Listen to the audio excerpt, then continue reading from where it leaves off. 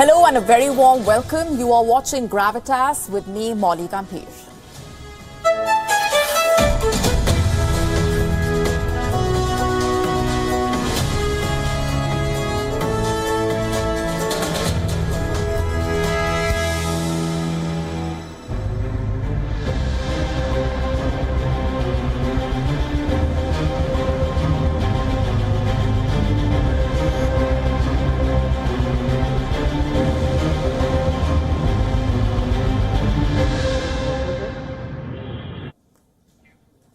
We are starting off the show tonight with some breaking news coming in from Pakistan. A deadly blast has been reported in Karachi just a short while back. One person has died as per the latest.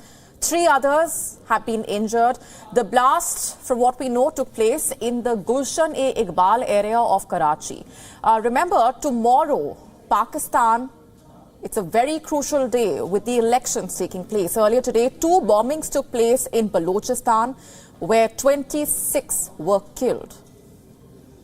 And as we continue to monitor the latest coming in from on the ground in Pakistan, let's just remind our viewers, this is the latest in a day of horror that's unfolded in the country. This blast that was reported just a short while back took place in Karachi, in the Gulshan-e-Iqbal area of Karachi.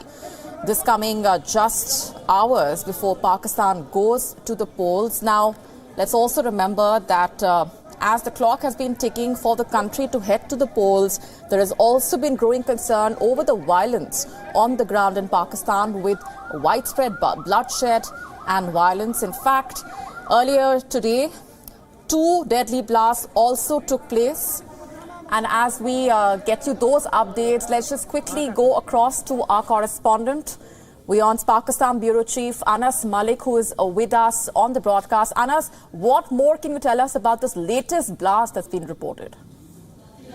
Well, yes, indeed, Molly. The latest blast that has been reported is from Karachi's Gulshan-e-Iqbal vicinity, and the details of it is still emerging because the nature of the explosion is still unknown. At least 1 person is confirmed killed, another 3 are injured. Among the injured includes 1 child as well, as what the police officials have told WION.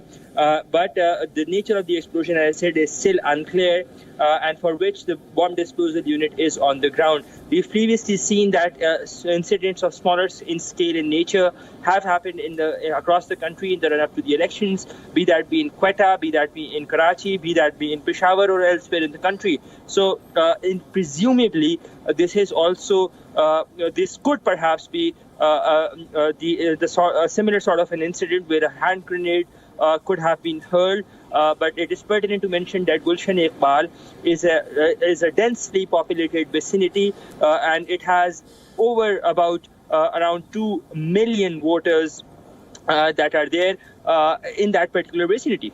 Molly?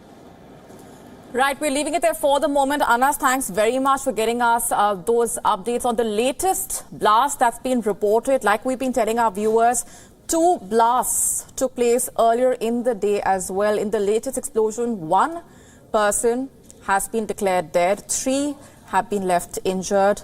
This taking place just hours before the country heads to the polls.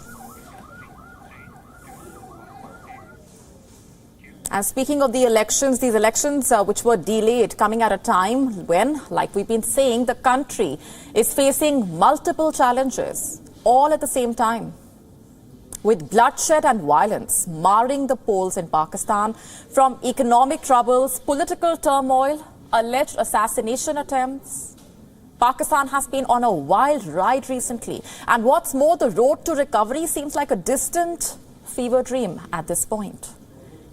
Earlier today, like I said, Pakistan was rocked by 2 deadly blasts. 26 people lost their lives. Dozens others were injured. And this has raised concerns over security in the run-up to the elections tomorrow, the 8th of February. The blast took place near the electoral candidates' offices in Balochistan. The first attack took place at the office of an independent election candidate. It was in Pishin district. The blast there killed 14 people. And the second attack took place in Qila Saifullah. It's a town near the Afghan border. The bomb reportedly detonated near the office of the political party JUI, or Jamiat Ulema Islam. It's a religious party that has in the past faced militant attacks. The blast in Qila Saifullah killed 10 people. Who was behind these attacks, you ask? It's not immediately clear. Several groups could be involved. It could be the Pakistani offshoot of the Taliban, the TTP. It could also be separatist groups from Balochistan. Other groups like the Islamic State could also be involved.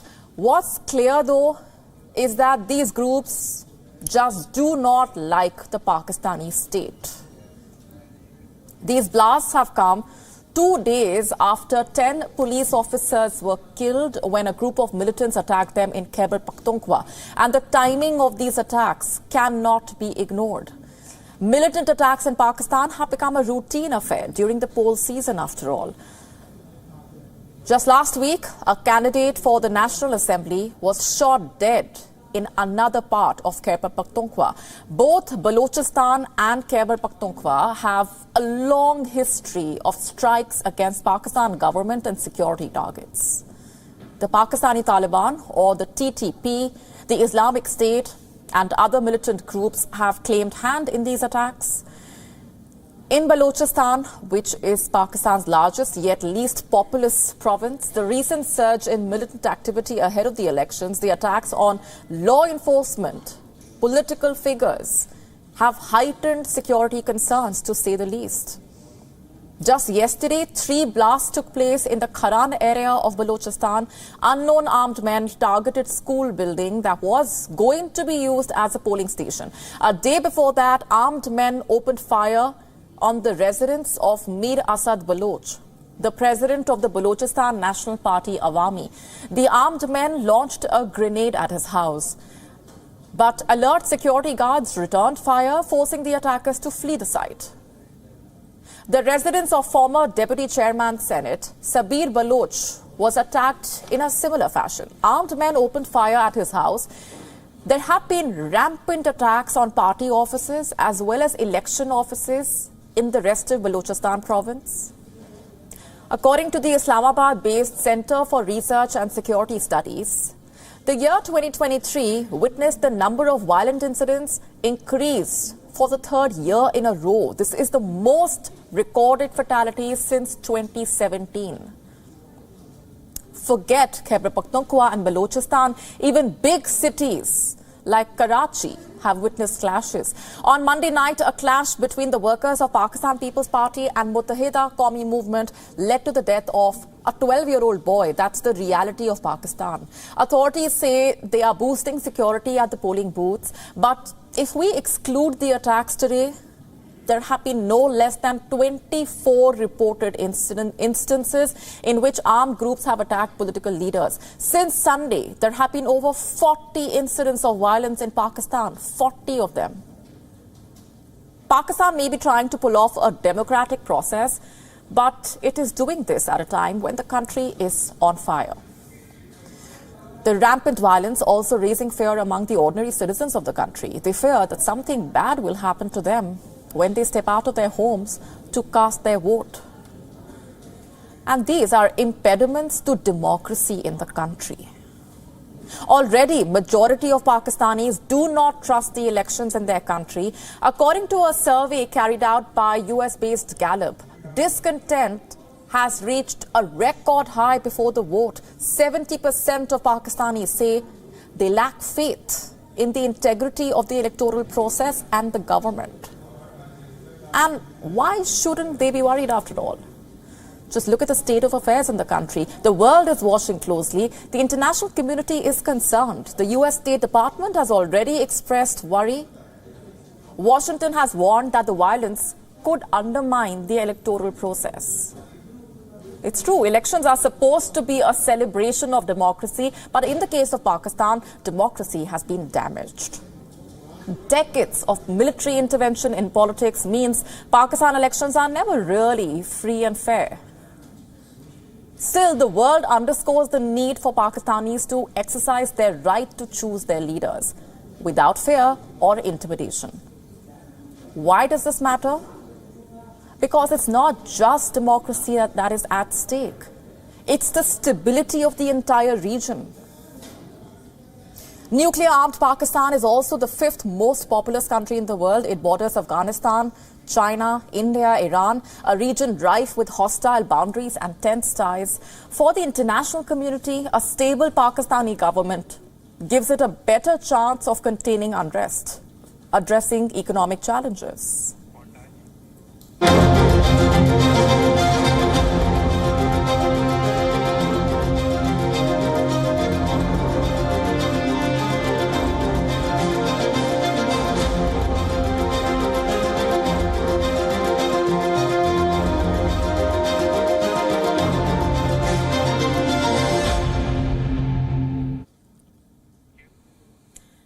Shifting focus from a troubled Pakistan to the world's next superpower, India.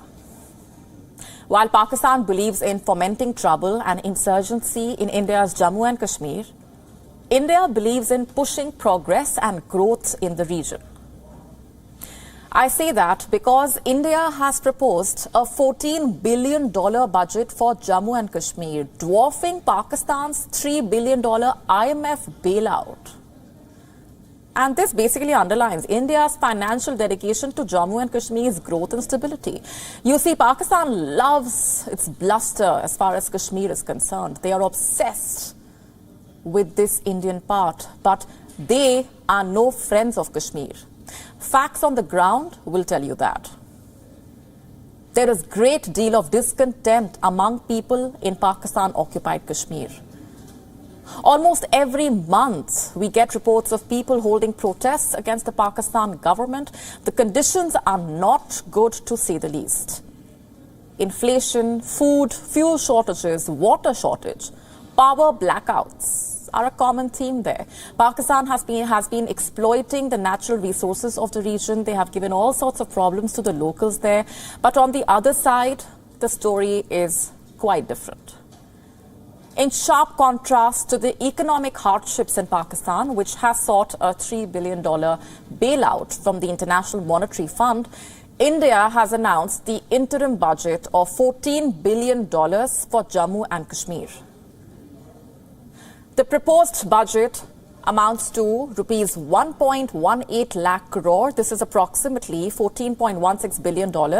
It significantly surpasses the financial assistance provided to Pakistan by the IMF. India's budget proposal was unveiled on a day Pakistan marks the so-called Kashmir Solidarity Day. The Indian budget allocated to Jammu and Kashmir demonstrates India's intention, basically, to address both short-term fiscal needs as well as long-term developmental goals in Jammu and Kashmir. India's budget puts the emphasis on key sectors like agriculture, rural development, tourism, healthcare, education, as well as cultural preservation. And what's more, substantial investments are also aimed at fostering sustainable growth and development. While proposing the budget, the Indian Finance Minister Nirmala Sitharaman said, and I'm quoting, "The Union Territory of Jammu and Kashmir is marching rapidly ahead on the path of socio-economic development since the transformative reforms of August 2019. The Union Territory government is committed to pursue the path of accelerated and inclusive growth, which enables its citizens to shape their destiny and discover new aspirations." The emphasis is also on tourism development in Jammu and Kashmir. Efforts will be made to enhance the infrastructure as well as essential facilities in 20 lesser-known tourist spots. And the aim is quite simple: empower and boost the border villages into thriving economies. It's not a comparison story, but rather a lesson that India's neighbor can learn from. But India knows that with a troubled Pakistan as its neighbor, it can never afford to be complacent, and so it continues to enhance its military capabilities. And in the latest, India is going to be putting more eyes in the sky. Airborne radars called Airborne Early Warning and Control System. It will basically help India counter air surveillance advancements of Pakistan and China. And reports say that India is actively advancing its development and induction. India, in fact, is gunning for 12 more of these to add to its arsenal. The aim is basically to enhance surveillance and detection along the borders with China and Pakistan, but it will also assist in guiding friendly aircraft during air engagements with enemy jets.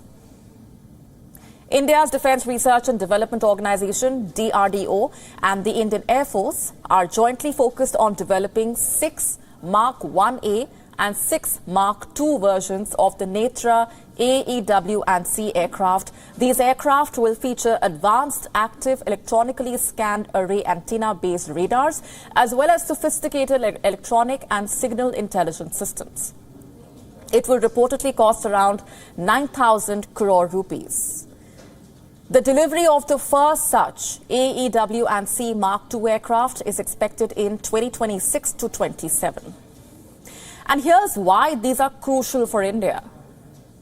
You see, currently India trails behind Pakistan and China when it comes to AEW and C and AWACS capabilities. The Indian Air Force's current fleet includes 3 Netra aircraft and 3 Israeli Falcon AWACS systems. These are mounted on Russian IL-76 transport aircraft. They have a 360-degree radar coverage and a 400-kilometer range, and were acquired between 2009 and 2011.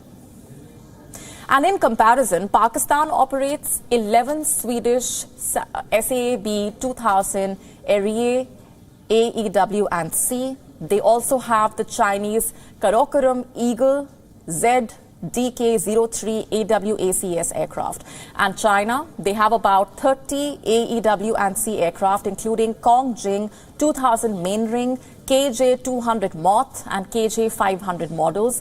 The Indian Air Forces need to get more AWACS, becoming evident during the aerial engagement with Pakistani aircraft following the cross-border Balochistan airstrikes in February 2019. And let's not forget, India and China are currently facing an ongoing standoff in eastern Ladakh.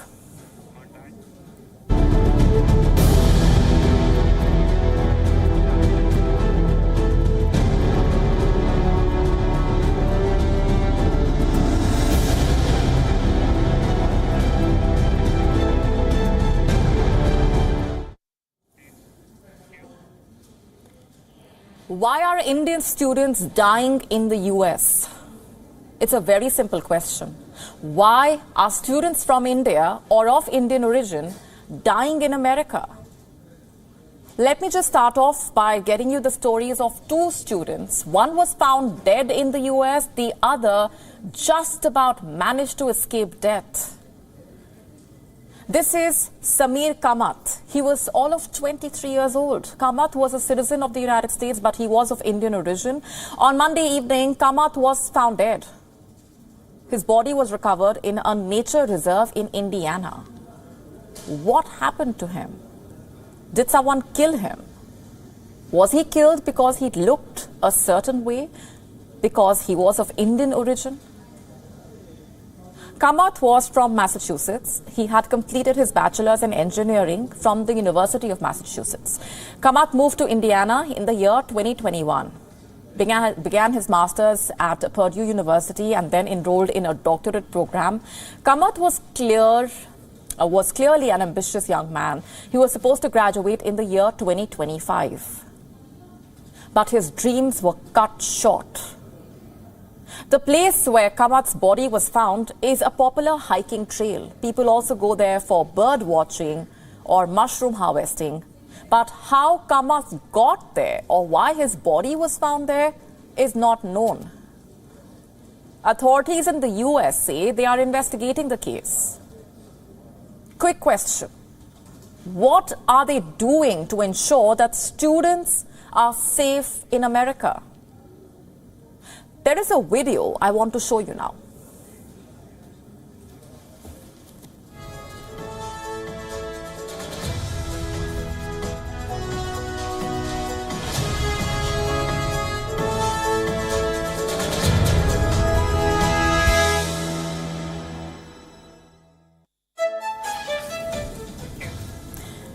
The man you saw being chased is Saeed Mazahir Ali, he is an Indian student studying in the US. He was attacked on the 4th of February. Ali was chased, beaten and robbed. One of the attackers pointed a gun at him. This happened in Chicago, one of America's top cities. And after the attack, Saeed sent a distress call. चार जने मिलके मेरे को मारे भाई। मैं वहां से आ रहा था भाई, वहां से आ रहा था मैं, हाथ में थैली थी, खाना ले लेके आ रहा था मैं। मेरा घर यही है, यहाँ पे मैं स्लिप हो गया। चार जने मेरे को पकड़ के लाता, घुसे, पंचा सब मारे। मेरा फोन खींच लेके चले गए भाई, मेरा फोन खींच लेके चले गए भाई। Please help me bro, please help me. Saeed is from Hyderabad. He moved to the United States 6 months ago to pursue Masters in Information Technology in Indiana Wesleyan University in Indiana. Saeed's wife claims her husband is in a state of shock. After the attack, he was taken to a hospital, but Saeed's, we are being told, could not really talk. What happened next? Saeed's wife claims authorities in the US did not give her husband proper medical treatment. What about those who attacked Saeed?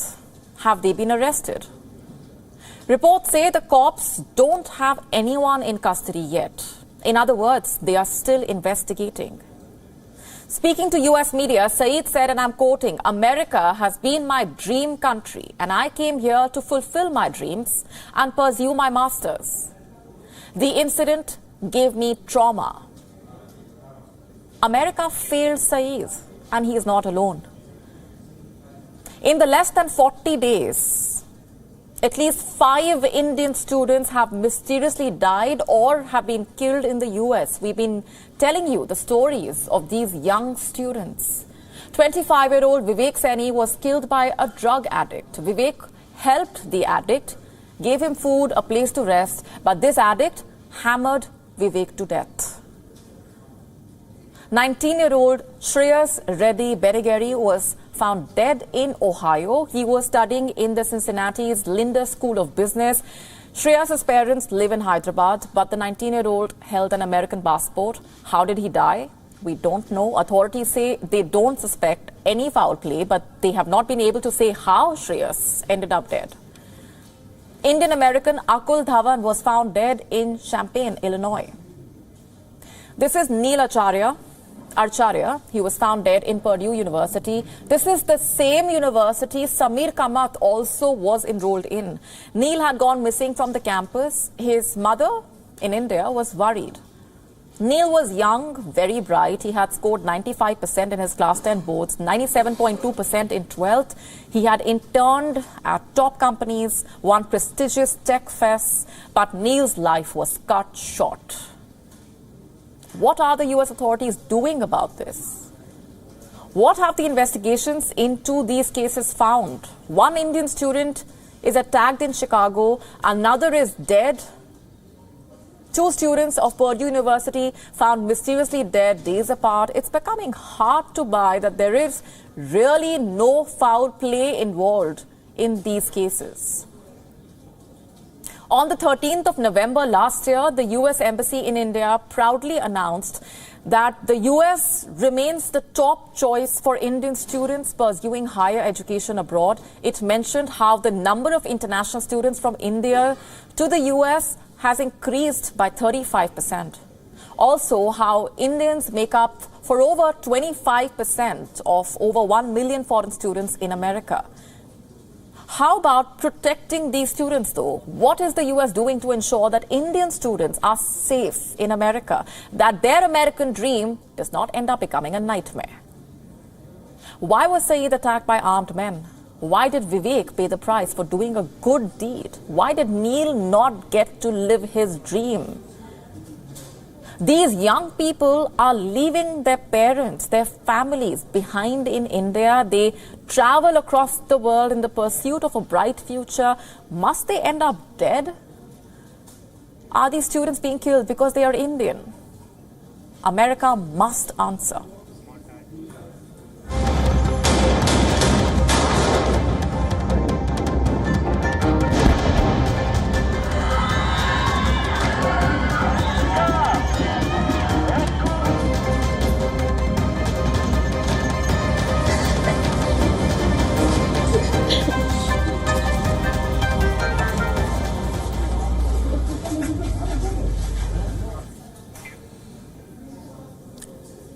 Today marks the 4th month of the war in Gaza. 4 months of violence, deaths and loss.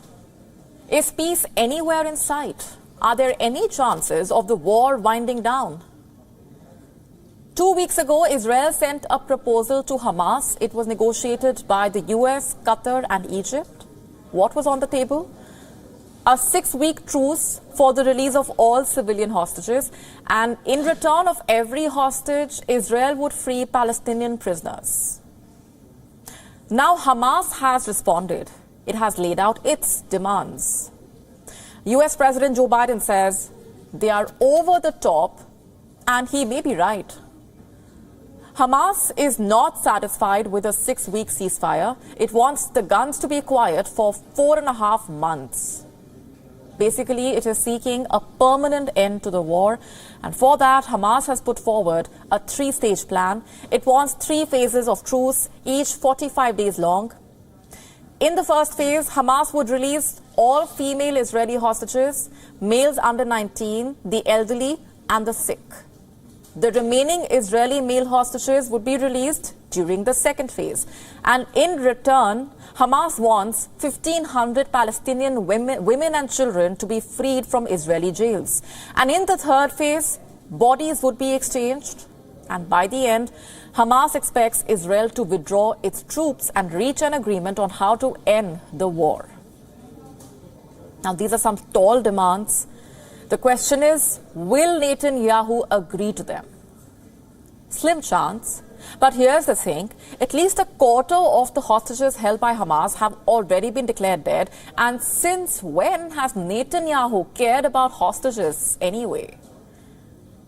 One thing that can get him to even consider Hamas's proposal is the increasing pressure from Israelis, those who have been pushing and protesting for the release of their loved ones. They want Netanyahu to cut a deal, no matter what the price is. But the Israeli Prime Minister's coalition is telling him otherwise. The parties have threatened to quit, in fact, if the cost for the hostage deal is too high. It's a double whammy for Netanyahu. And as of now, Israel has made no comments about Hamas's counter-proposal, but Biden has tried to give it a positive spin. He says some movement is better than none, and that the Hamas proposal highlights its willingness to negotiate. Listen to this. There is some movement, and I don't want to, well, maybe choose my words. There's some movement. There's been a response from the opposition, but yes, I'm sorry, from Hamas, but it seems to be a little over the top. We're not sure where it is. There's a continuing negotiation right now. Meanwhile, U.S. Secretary of State Antony Blinken is in Israel. He met the Prime Minister Netanyahu and some key officials in the Israeli war cabinet. The stakes were already high, but they got even higher after the Hamas proposal. Blinken is tasked with pushing Israel towards a humanitarian pause, and it's not going to be easy. Just on Monday, Netanyahu rejected the idea of a ceasefire. He repeated what he has said multiple times. The war will continue until Hamas's leadership is killed. The U.S. has had to put intense pressure on Israel, even for smaller decisions like sending aid into Gaza. The civilian death toll of the war is way too high, and it will only rise further as Israel moves its operations into Rafah, where thousands of Palestinians have fled. And in such a scenario, the Hamas proposal seems a far cry from reality.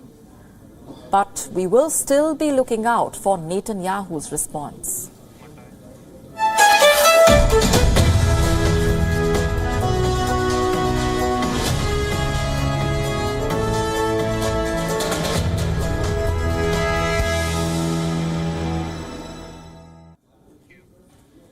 Our Gravitas special tonight is not about a person or an incident. It's about a ship, a vessel that is sailing in the high seas. The Behshad. It is an Iranian ship, and it has become the talk of the town. And to understand why, we must begin with the basics on Behshad. On paper, Behshad is registered as a commercial cargo ship. It was built in Guangzhou, China in the year 1999. The ship is 174 meters long, 25 meters wide. The ship is owned by Rabaran Omid Darya Ship Management. This is a Tehran-based company and it has been sanctioned by the US Treasury. Why? Well, the US alleges that this company is a front for the state-run Islamic Republic of Iran shipping lines. The Behshad arrived in the Bab el-Mandeb in July 2021, and a few days later, an Iranian cargo ship named the Saviz was pulled away from the Bab el-Mandeb by two tugboats. Saviz had been patrolling the strait since 2016. In 2021, the vessel was damaged by what is believed to be Israeli mines, so it had to be brought back home. The popular theory here is the Behshad replaced the Saviz. It was the case of one spy ship replacing the other. Aurora Intel, which is an open source intel group that has contributors in the West and Israel, claims to be monitoring the Behshad via satellite images. And this group claims that the Behshad has been mostly stationary in the Red Sea since 2021. Apparently, the vessel has switched off the system that broadcasts its location, and it is being guarded by the Iranian Navy. Aurora Intel goes on to claim that small vessels regularly visit the Behshad. What is the Behshad doing at sea, you ask? Well, the answer depends on whom you ask. Iran claims the ship is on a counter-piracy mission. The Western narrative is that the Behshad is a spy ship. They say the Behshad is providing intelligence to the Houthis, helping them spot the targets in sea. Why is the Behshad in news?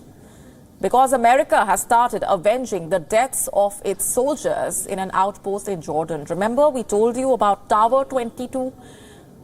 America held Iran responsible for that drone attack. US President Joe Biden said America will respond at a time of its choosing. And on Gravitas, we asked, where will the US strike next? We presented several possibilities. Some reports in the US pointed the finger at the Behshad. Over the weekend, America's revenge started.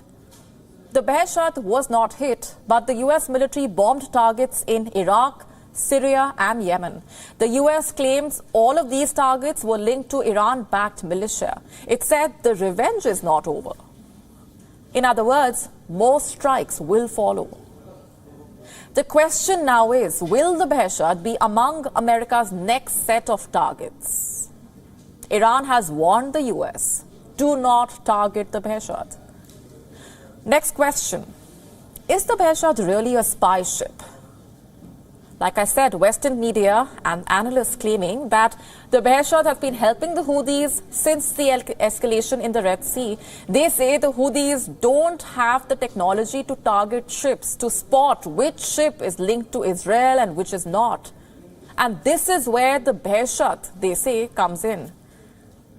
Earlier this morning, tankertrackers.com posted this on the platform X. Since the Iranian spy ship Behshad sought shelter in Djibouti 4 days ago, there have not been any security incidents east of Aden, Yemen.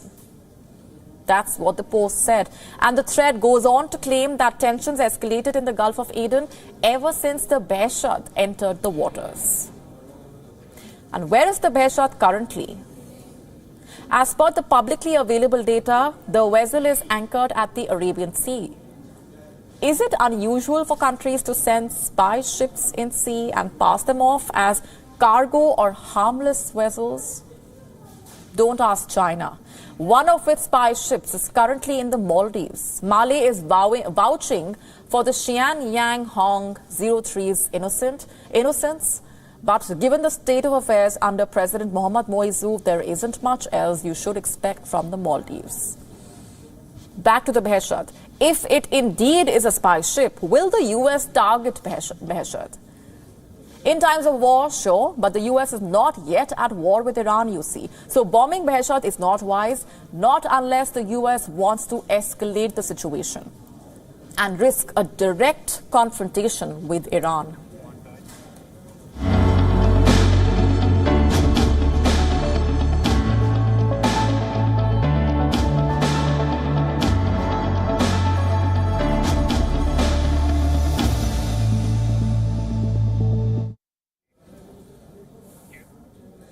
Growing up, many of you might be guilty of cheating just a little bit. You know, sneaking at an answer or two when the teacher is not looking, secretly gesturing to your friend. All this seems more or less harmless, doesn't it? Who cares? It's just a minor school test. But what happens as we move on from that? You know, when exams start deciding career trajectories, when there is cutthroat competition and there is more at stake than good grades. There are exams like the UPSC which decide our future bureaucrats, others that appoint government school teachers, police inspectors, bankers, auditors, accountants. These are the jobs that affect our lives every day. Some shape the future of our children. Some determine how safe you feel in your city. And I hope I speak for everyone when I say only deserving people should be getting these jobs. Sounds a little preachy, but it's only fair. And of late, this is not what has actually been happening. People have been coming up with rather creative ways to cheat their way through tests and unfairly bag these jobs.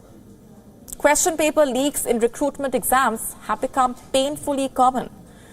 According to media reports, 41 such leaks have been recorded in the last 5 years across 15 Indian states. They have derailed schedules of 14 million applicants who had applied for a little over 100,000 job roles. The figures are astounding, a royal mess triggered by cheating. It's not that harmless after all. The government has decided to step in now. It has introduced a bill. There was nothing lawful about cheating to begin with, of course, but now it will be legally penalized. It's called the Public Examinations Bill. And what does it propose?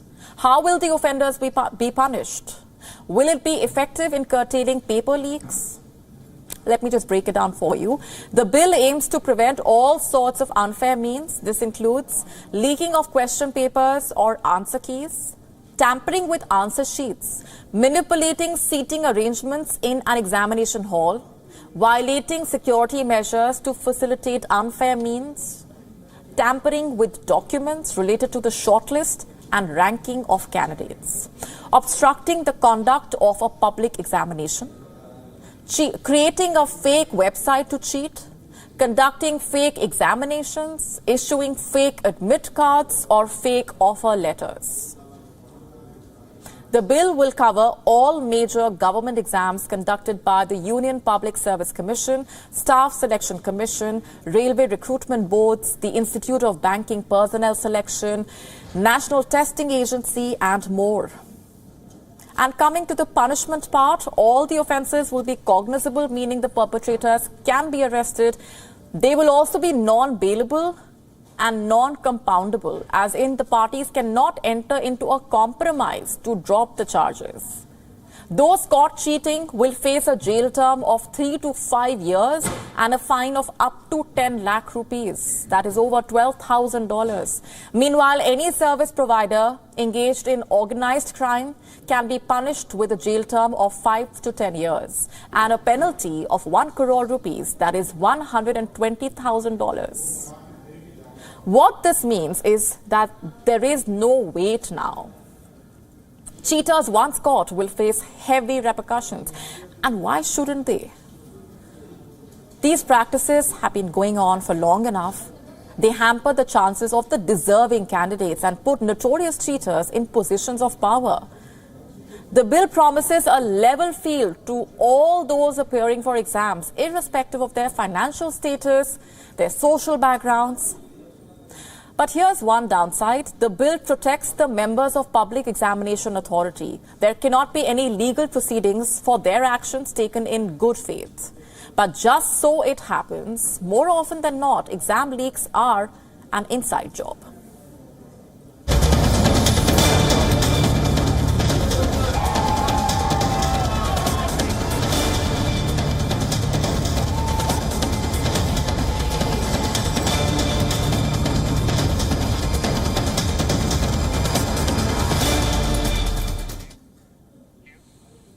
If you still have a doubt about whether Donald Trump will really be able to secure a Republican nomination for the upcoming U.S. presidential election, this story is for you.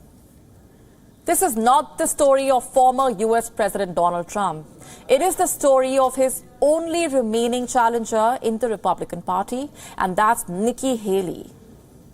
She is the former U.S. ambassador to the United Nations, and she has refused to quit the primaries despite her loss to Trump in Iowa and New Hampshire.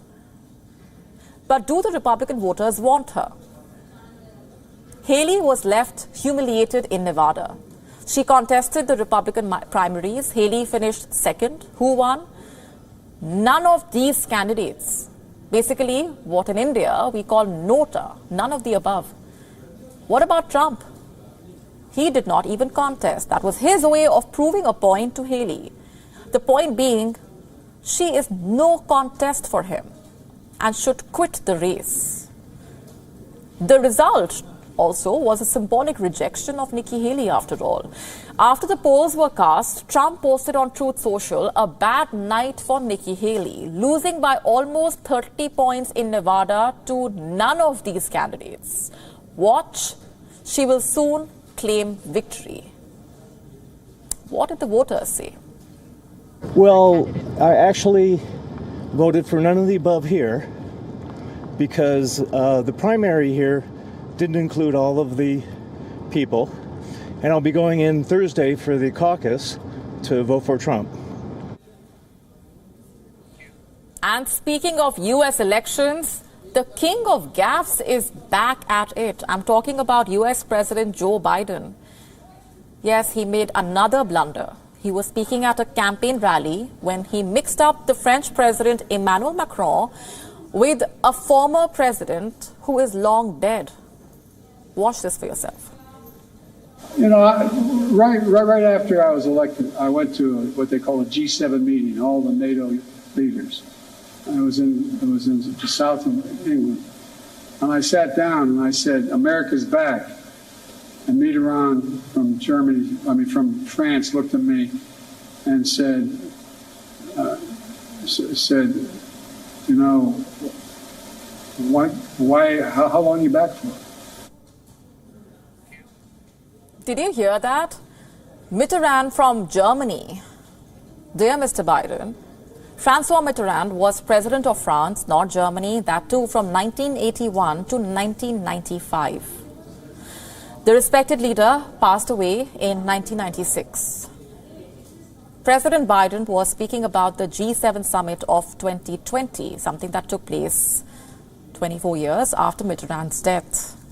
So unless Biden can talk to ghosts, it could not have happened. Is Biden mentally in Mitterrand's era? And if yes, then that would explain why he has lost the plot.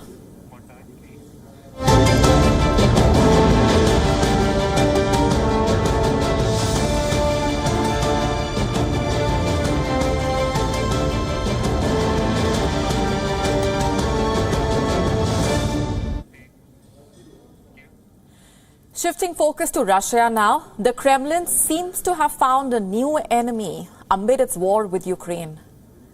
It's VPN services. You heard that right. Since the outbreak of the war, Russia has been trying to tighten its grip on internet use. And now the Kremlin wants to take it up a notch. But ordinary Russians? Well, they are smarter. And they are trying to escape the online censorship. They are downloading apps that are designed to hide your location. How exactly? By using virtual private networks or VPNs. Now, for the unversed, a VPN works based on encryption. It basically hides your IP address. How? By letting the network redirect it through a specially configured remote server that is run by a VPN host. What does that mean? Basically, it means that when you surf the internet with a VPN, the VPN server becomes the source of your data. The internet service provider and other third parties cannot see which websites you visit or what data you send and receive online. In Russia, VPN apps are growing in popularity. Reports say that a month ago, the most popular apps in Russia were similar to the West. Zoom, Telegram, Instagram were popular, and now there has been a sudden rise in popularity of VPN apps. At its peak last year, online searches for VPNs in Russia was 12 times the average. The sudden popularity of these apps has been attributed to the tightening of online censorship by Vladimir Putin. Remember, Russia has blocked access to Facebook after the social network site imposed curbs on Russian state-controlled media on its app. X, formerly Twitter, has said that its Russian users are reporting difficulty gaining access to its service. Other apps like TikTok banned people in Russia from uploading videos. Other media firms like Netflix have also suspended their services. And now, privacy apps are helping Russians find a way around these bans, and the surge in VPN downloads in Russia, therefore indicating the concerns of people during a crisis. Demand for VPNs peaked in Ukraine as well, by the way. Last year, at its peak, it was 7 times the usual.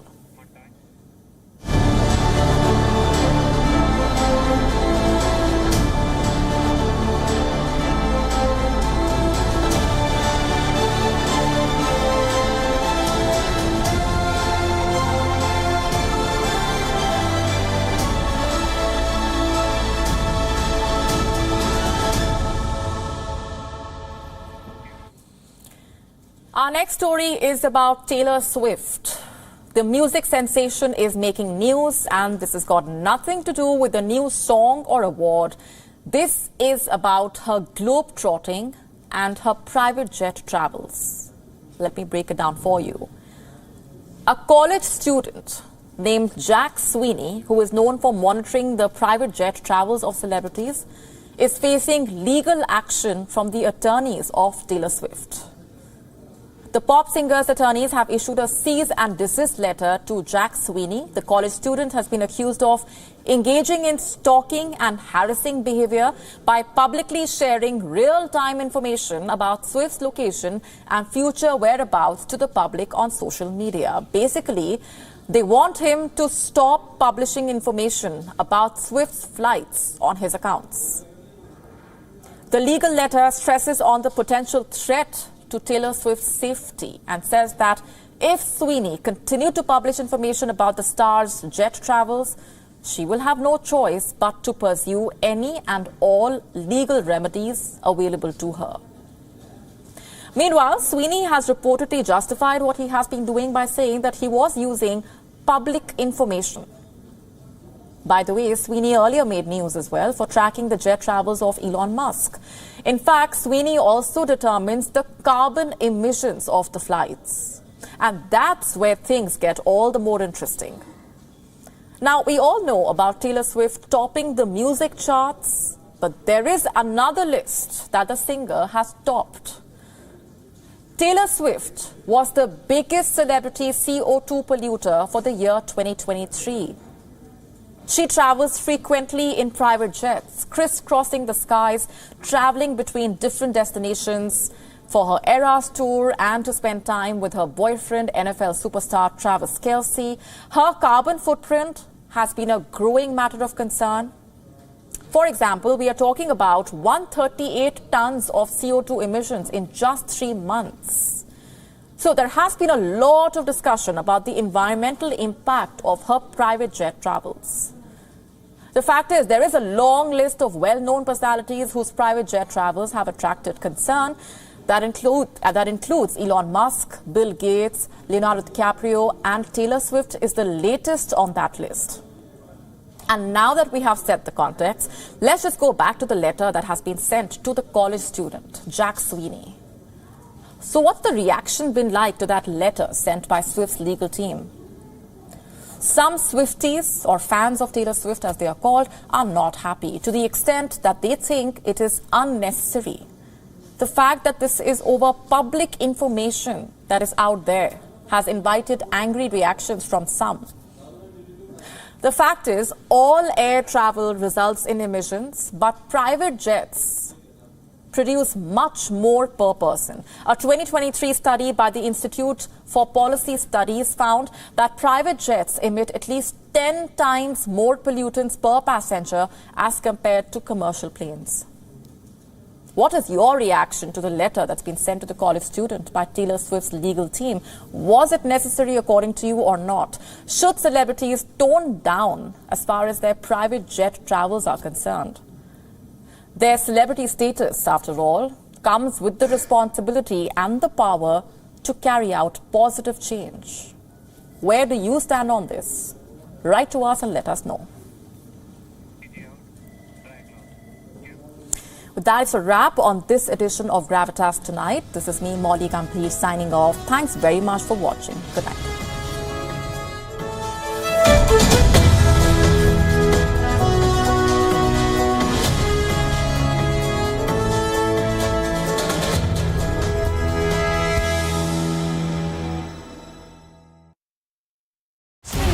We are one, you and I, burning in the sun, rising in the rain, one in celebration, one in pain, one in a tragedy,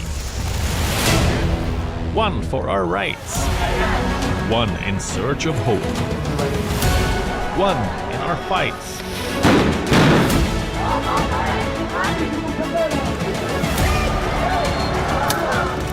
One beyond borders. One beyond our race. This could be one in the face of adversity. We are one, you and I, and it's our right to know how and why. WION, you are more connected than you know.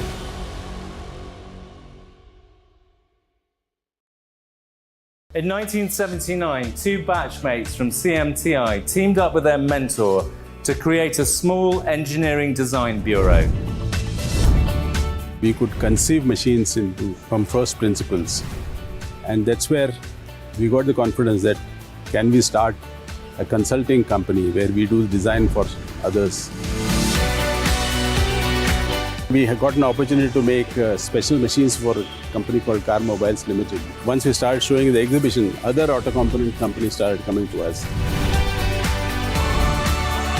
We realized that if you want to learn anything, buy the best book on the subject, study the fundamentals, and apply it in your context.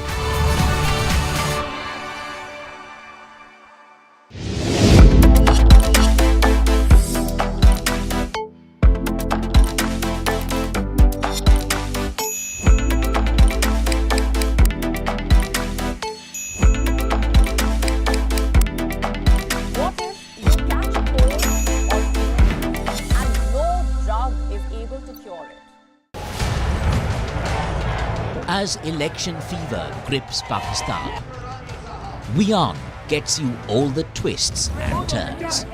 The row over election and selection, players who matter and what's at stake.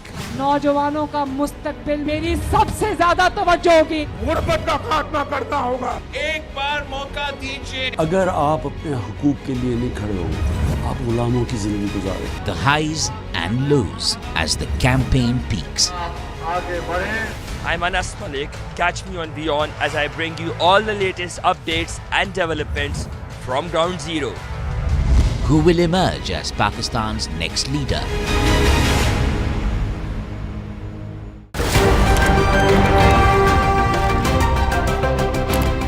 Ready to dive into your daily dose of news?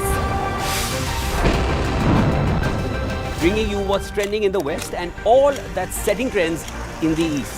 And all of this served up with a side of insightful banter. We don't just bring you the latest stories. We bring you your talking points for the day. And while you do that, from the busy streets of New York, I will provide you with deeper insights on the developments through the course of the day in the U.S. from New York, we get you to the sandy shores of Durban, where I'll bring you all the glitz, glam, and happenings from the world of showbiz. Welcome to the Eras Tour. And I will be here at the WION headquarters, getting you all the action from the universe of sport.